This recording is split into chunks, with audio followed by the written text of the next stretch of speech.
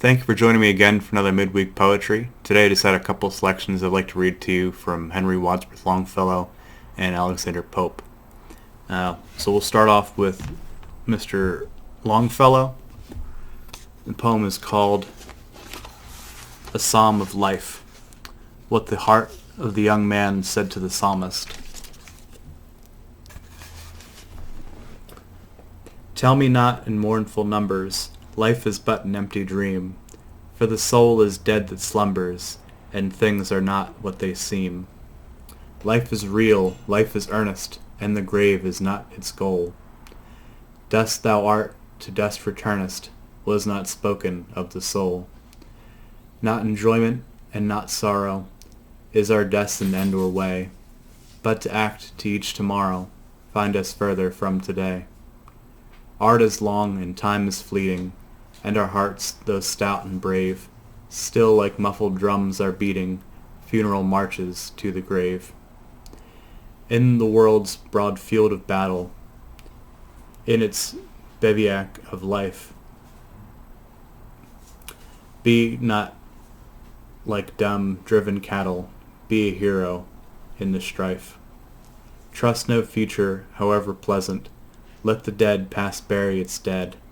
Act in the living present, heart within, and God our head. Lives of great men all remind us we can make our lives sublime, and departing leave behind us footprints on the sands of time. Footprints that perhaps another, sailing o'er life's solemn main, a forlorn and shipwrecked brother, seeing shall take heart again. Let us then be up and doing, with a heart for any fate, still achieving, still pursuing, learn to labor and to wait.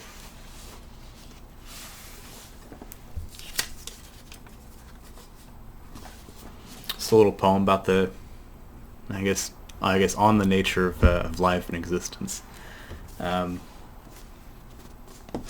Longfellow, man, he's great.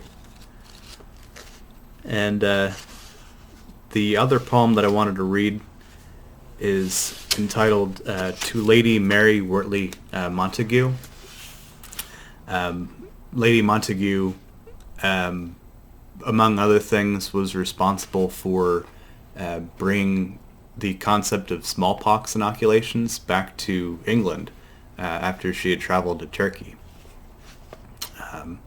So she's, I guess, kind of an important person to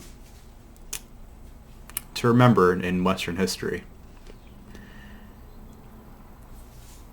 In beauty or wit, no mortal as yet to question your empire has dared, but men of discerning have thought that in learning to yield to a lady was hard.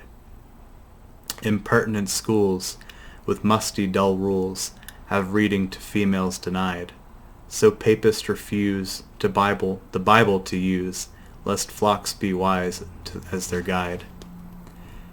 'Twas a woman at first, indeed she was cursed, in knowledge that tasted delight, and sages agree the laws should decree to the first possessor the right. Then bravely, fair dame, resume the old claim, which to your whole sex does belong, and let men receive from a second bright eve the knowledge of right and of wrong. But if the first eve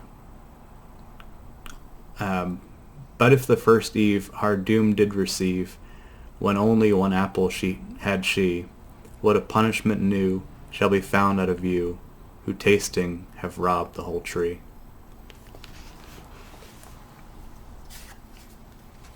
Bit of wit from Alexander Pope.